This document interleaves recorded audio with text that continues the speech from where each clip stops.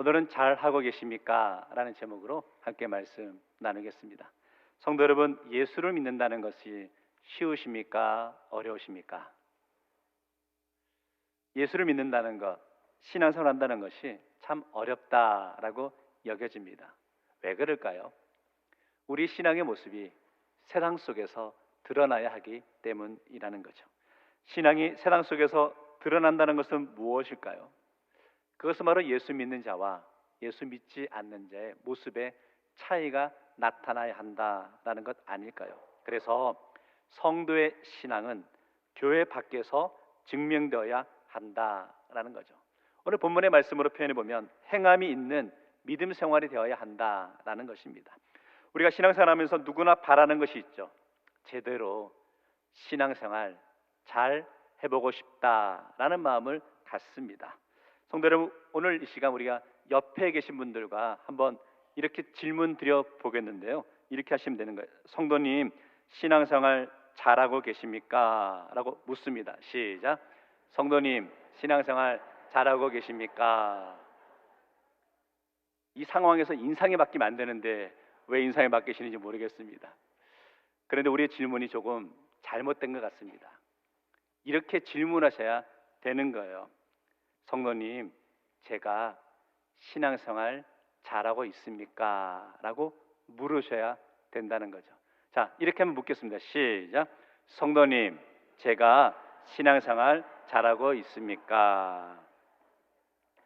나 스스로 생각하는 나의 신앙생활이 아니라 다른 사람이, 내 형제와 자매가 나를 바라보면서 아, 저분은 참 신앙생활을 제대로 잘하고 있구나 라는 그런 이야기를, 그런 고백을 들을 수 있어야 하지 않을까요?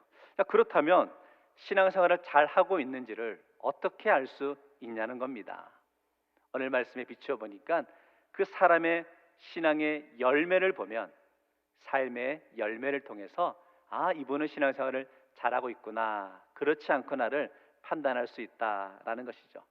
우리가 야고보서의 말씀을 묵상하고 있죠. 그 야고보서의 배경을 살펴보면 성장해 가던 초대교회에 위기, 어려움이 닥치기 시작하였습니다. 이런 어려움이었습니다. 교회가 성장하다 보니까 많은 숫자의 사람들이 교회로 모이게 되었습니다. 그런데 문제가 뭐냐면 교회로 모인 그 사람들의 모습 가운데 세상의 문화와 세상 사람들의 생각과 행동이 교회 안으로 함께 들어왔다는 거죠. 그 크게 두 가지의 어려움, 두 가지의 문제가 생기기 시작했는데, 첫째는 뭐냐면 언어. 이 언어가 세상의 언어, 세속적인 언어가 들어왔다는 거죠. 쉽게 말하면 부정적인 언어. 할 수 없어, 이룰 수 없어, 나는 그 언어가 믿음의 공동체 속에서 자꾸 드러나기 시작하면서 문제가 되었죠. 두 번째는요, 성도의 가치관이 바뀌기 시작했는데 물질주의로 바뀌기 시작했던 거죠. 돈을 추구하고 돈에 관련된 문제가 자꾸 믿음의 공동체 속에서 생겨나기 시작하는 겁니다. 그 야고보서를 살펴보면 이 두 줄기의 내용이 계속 반복적으로 등장하고 있는 것을 보게 되고, 오늘 말씀에서도 역시 이 주제의 내용들이 나타나고 있는데, 오늘 말씀 함께 묵상하면서 믿음과 행함의 관계를 함께 살펴보았으면 좋겠습니다. 첫 번째, 그래서 믿음과 행함의 관계인데, 믿음과 행함의 관계의 출발은 이건데요, 26절의 말씀을 같이 읽겠습니다. 시작. 영혼 없는 몸이 죽은 것 같이 행함이 없는 믿음은 죽은 것이니라. 야고보 사도는 단호하게 정의하고 있죠. 믿음과 행함은 결코 떨어질 수 없다라는 거예요. 그 관계는 믿음을 간직한 자의 행함이라는 거죠. 우리 믿음과 행함을 이야기할 때 특징이 있습니다. 어느 한 사람이 신앙생활을 처음 시작하시는 분이에요. 그분의 신앙을 보면서 당신은 왜 행함이 없습니까? 라고 말하진 않죠. 단지 처음 신앙생활 하신 분에게는 오직 예수 그리스도를 믿음으로 구원받는 그 사실만 가지고도 참 잘했습니다, 귀합니다 라고 평가하죠. 그런데 딜레마는 그겁니다. 우리 예수를 믿고 당장 우리의 삶이 마치고 주님 품으로 가는 게 아니잖아요. 예수를 믿고 난 이후의 삶의 모습에서도 우리의 삶의 여정은 여전히 세상 속에서 살아가야 하는 것이죠. 그러다 보면 이런 의구심이 들 때가 있는 것이죠. 저분은 예수를 믿는다고 하는데 왜 예수를 믿기 전의 모습이나 예수를 믿은 후의 모습이나 달라진 모습이 없지? 라는 마음에 의심을 갖게 될 때가 있다는 거죠. 그런 의문을 갖게 됐다면 그것은 문제라는 거죠. 오늘 야고보 사도는 여기서 질문하는 거죠. 그러면 무엇이 진정한 믿음이냐는 거예요. 다르게 표현하면 우리가 예수를 믿는데 어떻게 믿어가는 것이 바른 믿음이냐라고 질문하고 있는 거죠. 그것을 오늘 본문 표현으로 바꾸면 믿음을 행동으로 옮기는 삶을 살아가야 한다라는 거죠. 성도 여러분, 여러분은 예수가 나의 구주 되심을 믿으십니까? 그러면 그 믿음을 삶 속에서 증명하며 실천하며 나가십니까? 14절 말씀을 같이 읽겠습니다. 시작. 내 형제들아, 만일 사람이 믿음이 있노라 하고 행함이 없으면 무슨 유익이 있으리요? 그 믿음이 능히 자기를 구원하겠느냐? 행함을 강조하고 있죠. 대부분의 종교가 행함을 강조하는 것 같습니다. 불교도 행함을 강조하고 또 이슬람도 행함을 강조합니다. 특별히 이슬람에서는 이 5가지를 지켜야 구원을 받을 수 있다. 5가지 행함의 원칙을 이야기하는데 그 중에서 우리가 잘 아는 모습이 하나 있죠. 살라트라는 기도의 시간이죠. 하루에 5번씩 메카를 향해서 카펫을 깔고 그 시간이 되면 모든 것을 다 내려놓고 엎드려 그곳을 향해 기도하는 그런 시간이 있는 것을 우리가 잘 알고 있죠. 자, 그런 모습을 보게 되면 예수를 믿는 크리스찬인 우리들도 그런 열심을 보면서 참 도전을 받기도 하는 그런 시간들이 있는 것 같습니다. 그런데 어떤 분들은 그렇게 기도하는 모습 보며 도전을 받는 것을 넘어서 목사님 그 모습을 보니까 은혜가 되대예 라고 하시는 분들이 있습니다. 사랑하는 성도 여러분, 도전은 받되 은혜는 받지 말기를 주의 이름으로 축원합니다. 문제는 뭔지 아세요? 그 이슬람교 사람들이 그것을 하지 않으면 구원을 못 받기 때문에 그들은 어쩔 수 없이 하는 거예요. 행위로 구원받는다고 여기는 거죠. 그러나 성경은 행위로 구원 얻는 것이 아니라는 거죠. 우리는 믿음으로 구원받음을 믿습니다. 에베소서 2장 8절 9절 말씀 같이 읽습니다. 시작. 너희는 그 은혜에 의하여 믿음으로 말미암아 구원을 받았으니 이것은 너희에게서 난 것이 아니요 하나님의 선물이라. 행위에서 난 것이 아니니 이는 누구든지 자랑하지 못하게 함이라. 어떤 공로, 행위로 구원 얻는 것이 아니라는 거죠. 오늘 야고보 사도는 말씀에서 믿음으로 구원 얻는다는 이신칭의의 그 교리를 비판하거나 없애려는 의도가 전혀 아니죠.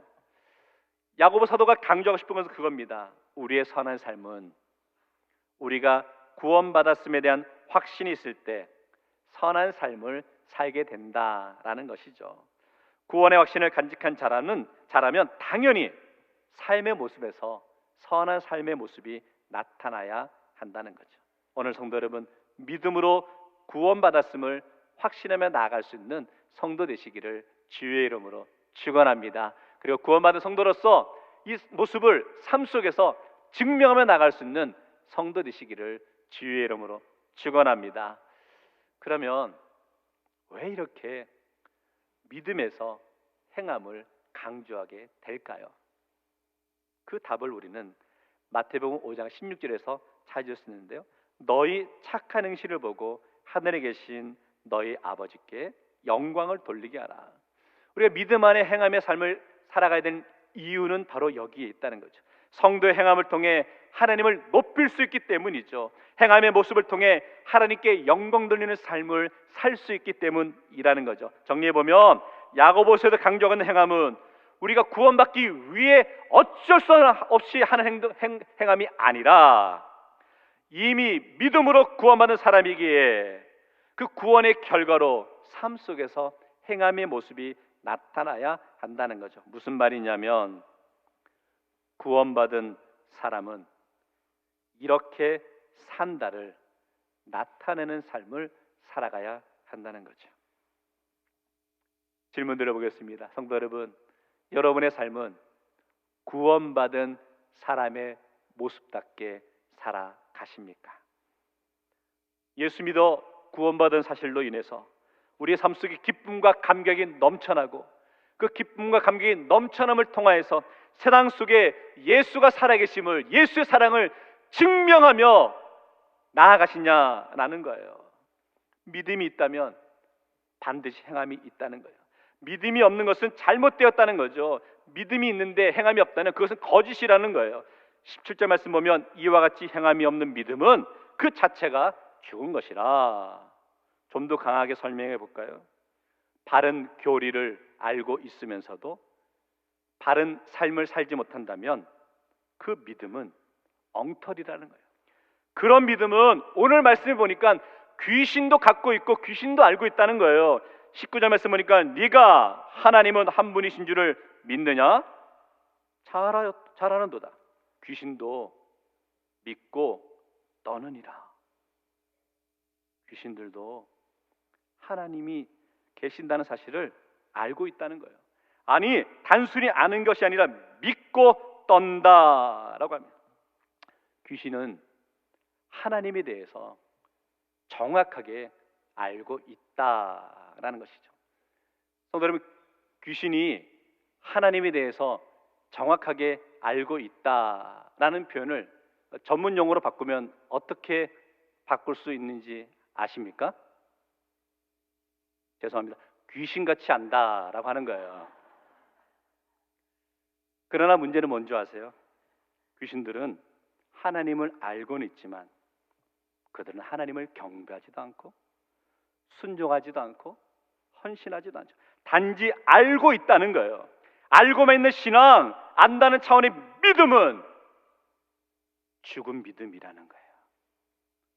성도는 우리가 예수를 믿고 교회에 나오면서 어쩌면 신앙의 연수가 쌓여가면서 교회에 대해서, 성경 말씀에 대해서 알아갈 수 있죠. 그래, 교회는 이런 것이야, 말씀은 또 이런 것이야, 알아는 가죠. 그런데 중요한 것은 그 말씀대로 살아가지 못한다면 그 믿음은, 그 모습은 잘못되었다라는 것이죠. 로마서 2장 13절에도 하나님 앞에서는 율법을 듣는 자가 의인이 아니요 오직 율법을 행하는 자라야 의롭다 하심을 얻으리니, 듣기만 하면서 중요한 게 아니라는 거죠. 말씀을 들었으면 그 말씀대로 실천하며 나가는 삶이 되어야 한다는 거죠. 사랑하는 성도를 선포합니다. 말로 하는 신앙생활이 아니라 삶으로 증명되는 신앙생활 되시기를 주의 이름으로 축원합니다. 두 번째, 그래서 믿음으로 행하는 성도의 삶에서 매적해야 할 열매가 있다는 거죠. 구체적으로 행함이 없는 믿음은 도대체 어떤 모습일까? 오늘 믿음의 근거를 말씀해 보니까요, 형제 자매의 고통을 외면하는 것은 행함이 없는 믿음이다 라고 설명하는데, 우리 15절 16절 말씀을 같이 읽겠습니다. 시작. 만일 형제나 자매가 헐벗고 일용할 양식이 없는데 너희 중에 누구든지 그에게 이르되 평안히 가라, 덥게 하라, 배부르게 하라 하며 그 몸에 쓸 것을 주지 아니하면 무슨 유익이 있으랴.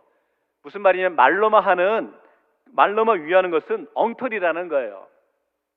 이 15절 말씀에서 야고보 사도가 강조하고 싶은 그 모습이 기록되어 있는데요, 일반적으로 야고보 사도는 이 야고보서에서 이렇게 표현합니다. 2장 1절에 보면 내 형제들아 라고 표현하죠.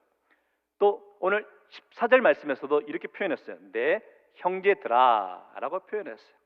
무슨 의미냐면 그 당시에 일반적으로 형제라는 표현 속에는 남녀가 함께 포함되어 있다라는 거죠.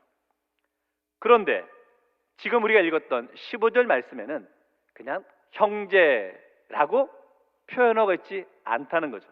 뭐라고 표현하고 있냐면 만일 형제나 자매가 헐벗고 일용할 양식이 없는데 형제와 자매를 함께 기록해 놓았다는 거죠. 여기서 야고보의 의도가 나타나고 있는데, 야고보는 자매를 강조하고 싶었다는 겁니다. 그 시대 상황을 생각해 볼까요? 그 당시 자매 여자들의 삶이 어땠을까요? 인정받지 못하는, 아니 관심받게 대상 아니었을까요?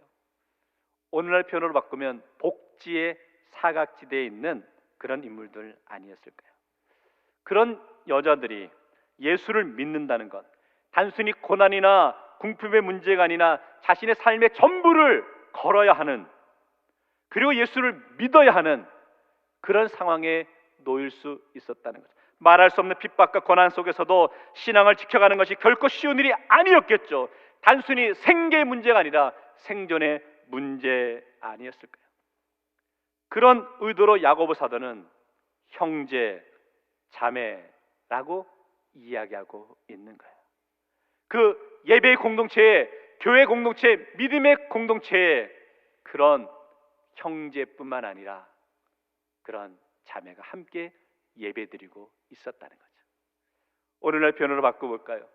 성도 여러분, 이 믿음의 공동체 속에 나만 있는 것이 아니라 함께하는 예배드리는 심령 가운데 육신의 연약함으로 인해서 어쩌면 인생의 소망을 잃어버린 심령도 함께 예배를 드리고 있고, 경제적인 어려움으로 인해서 그동안 쌓아왔던 모든 것을 다 잃게 된, 어쩌면 실패와 절망의 시간을 경험하고 있는 심령도 함께 예배를 드리고 있다는 거예요. 젊은이들 가운데는 내가 걸어가야 될 인생길을 잃어버린 것 같아서, 소망 없는 삶을 살아가는 것 같아서 속상한 마음으로 이 자리에 나와서 예배를 드리고 있는 심령도 있다는 거예요. 성도 여러분, 그런 영혼들이 우리와 함께 예배드리고 있음을 기억하십시오. 우리가 주의 사랑으로 사랑합니다, 찬양하고 서로 악수하며 사랑합니다라고 고백하지만 그 영혼들을 기억하고 있지 못한다면 우리의 모습은 엉터리 같은 믿음이라는 거죠. 자기 것만 챙기고 아까워서 베풀지 못하는 자들에게 경고하고 있는 말씀이라는 거죠. 이 시간 함께 예배드리는 성도 여러분, 인생의 절박함을 간직한 채 이 자리에 나와 예배드리고 있는 심령이 있음을 기억하며 그 영혼들에게 주님의 사랑을 전하는 것이 오늘 함께 예배드리는 저와 여러분에게 주어진 사명인 줄 믿으시기 바랍니다. 우리가 새벽 기도의 시간에 지금 스가랴서의 말씀을 묵상하고 있는데요, 지난주 말씀 가운데 스가랴 7장의 말씀을 묵상하였죠. 스가랴 7장에 보면 이런 내용이 나오고 있습니다.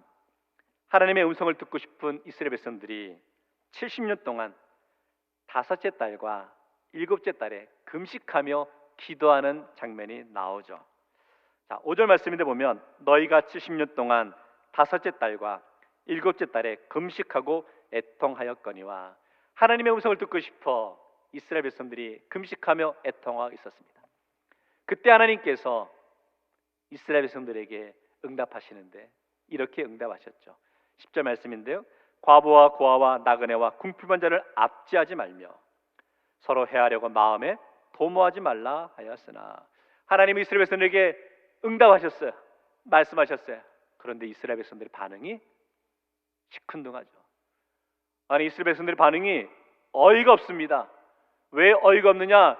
이스라엘 백성들은 하나님의 음성을 듣고는 싶었지만 자신들이 듣고 싶은 음성이 아니었다는 거예요. 그래서 이렇게 반응하는데 11절 말씀은 같이 읽겠습니다. 시작.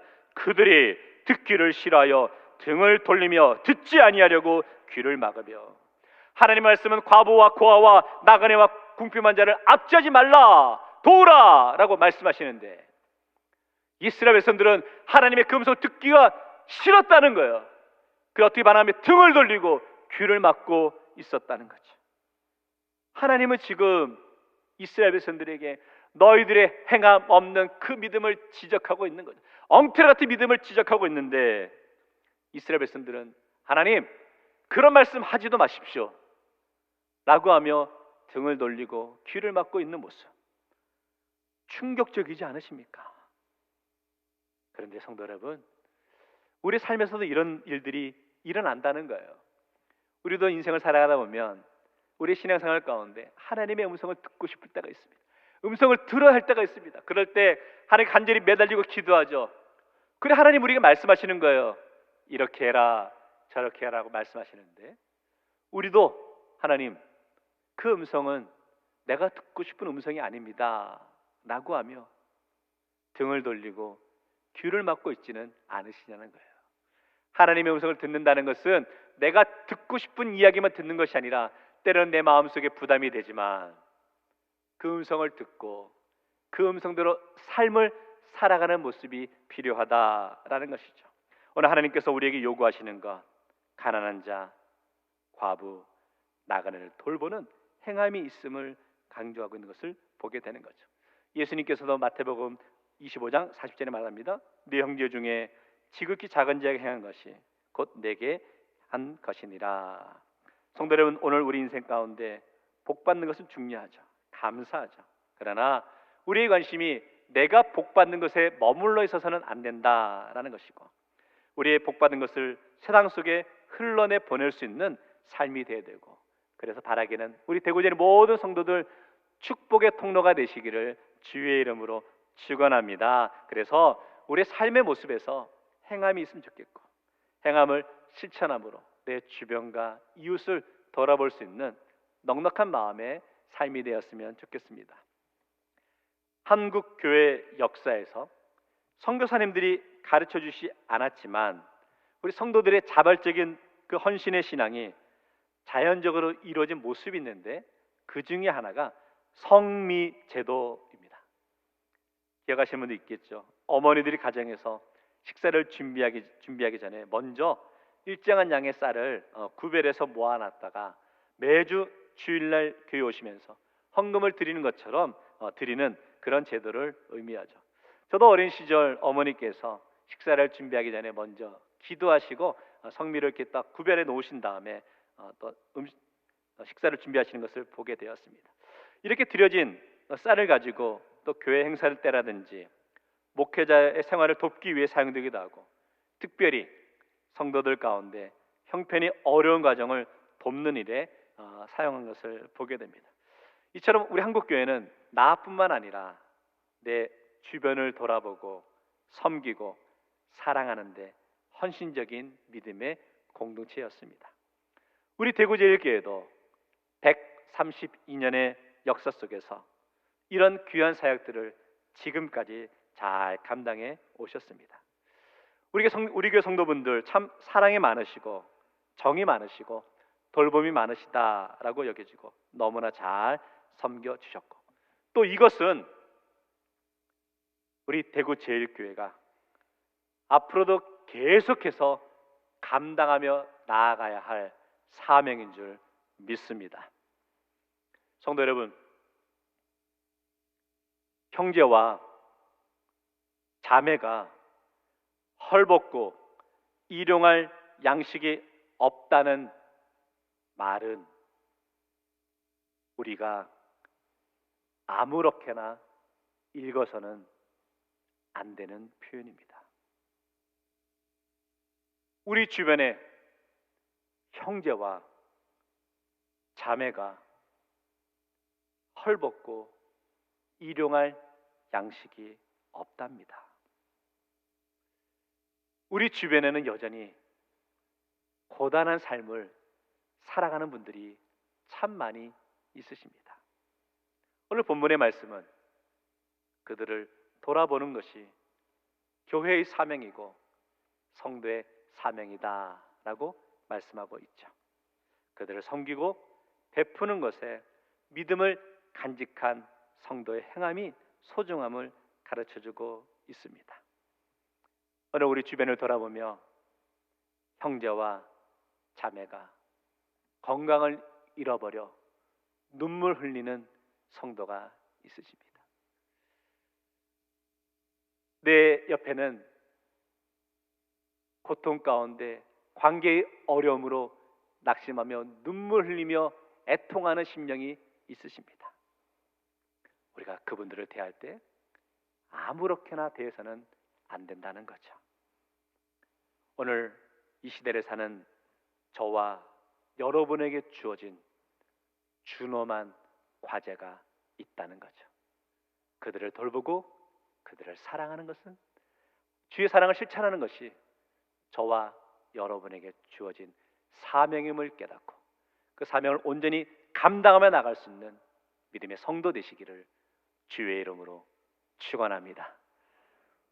오늘 말씀 정리하겠습니다. 당신의 믿음은 진짜 참 믿음입니까? 오늘 말씀에서 저는 행함이 있는 믿음의 도전으로 결론적으로 긍휼의 마음을 당부드리고 싶었습니다.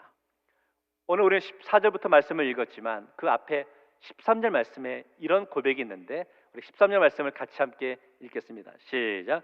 긍휼을 행하지 아니하는 자에게는 긍휼 없는 심판이 있으리라.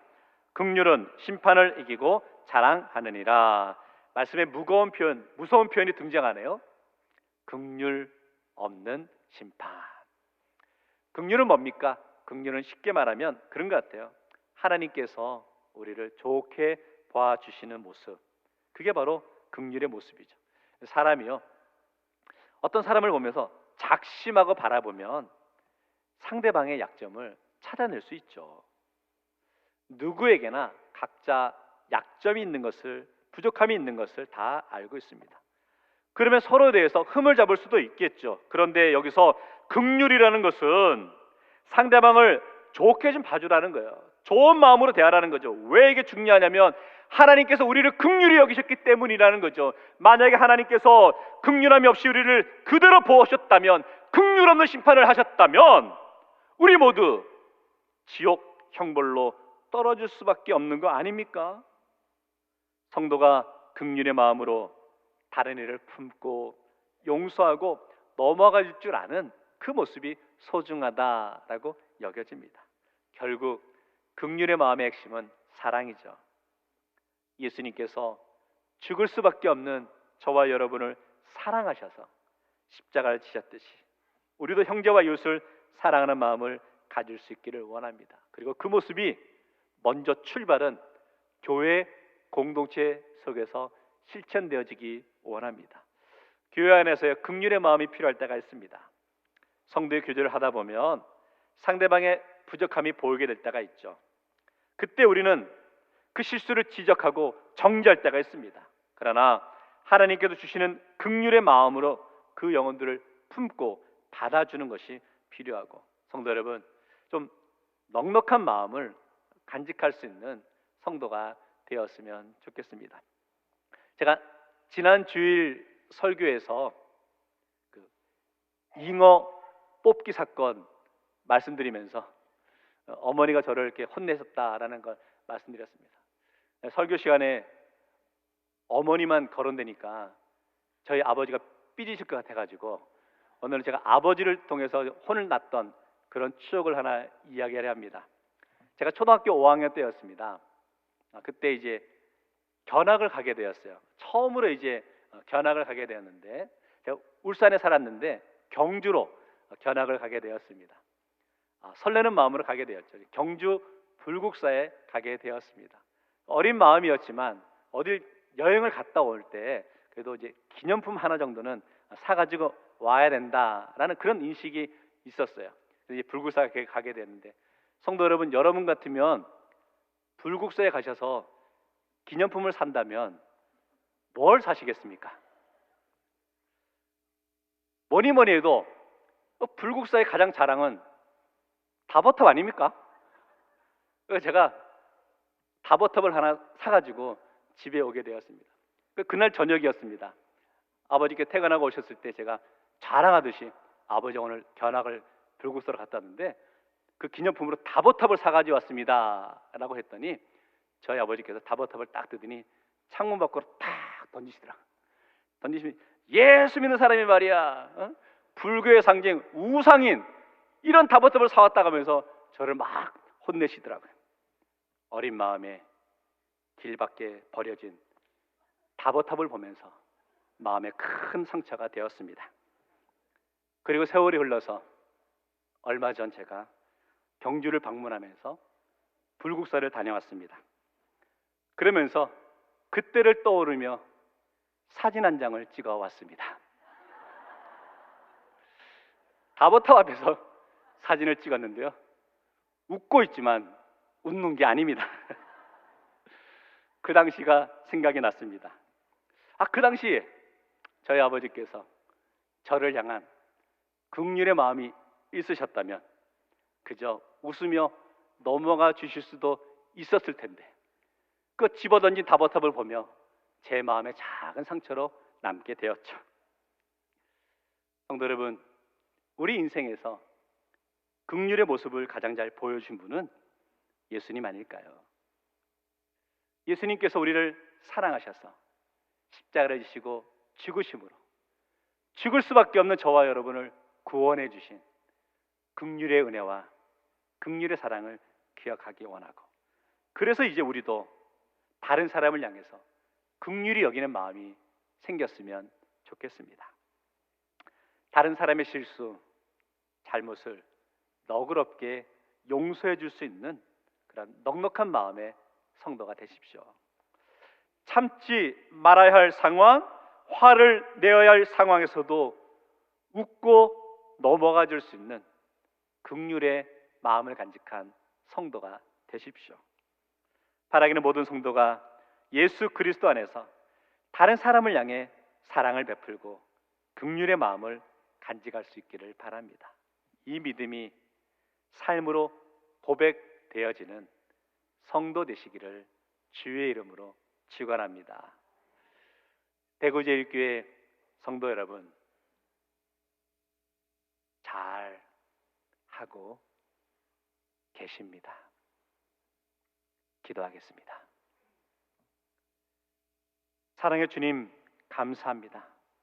오늘 야고보 사도를 통하여서 믿음이 행함으로 고백되고 증명되어지는 모습이 얼마나 소중한 것인지를 다시 한번 깨닫게 하심을 감사합니다. 하나님, 우리가 믿음을 말씀으로만 고백하는 것이 아니라 삶을 통해 증명하며 나가게 하시고, 특별히 우리 성도들의 모습 가운데 긍휼의 마음을 허락하여 주셔서 우리가 세상을 살아갈 때 나를 해하게 하고 어렵게 하고 상처를 주는 영혼이 있다 할지라도 그들을 너그럽게 그리스도의 사랑으로 품고 넘어가지고 사랑을 베풀고 나아갈 수 있는 믿음의 성도들 될 수 있도록 인도하여 주시고, 우리 대구제일교회가 세상을 향해서 예수 그리스도의 사랑을 온전히 증거하는데 귀하게 쓰임받는 교회와 성도의 삶이 될 수 있도록 은혜 허락하여 주옵소서. 예수님 이름으로 기도하옵나이다. 아멘.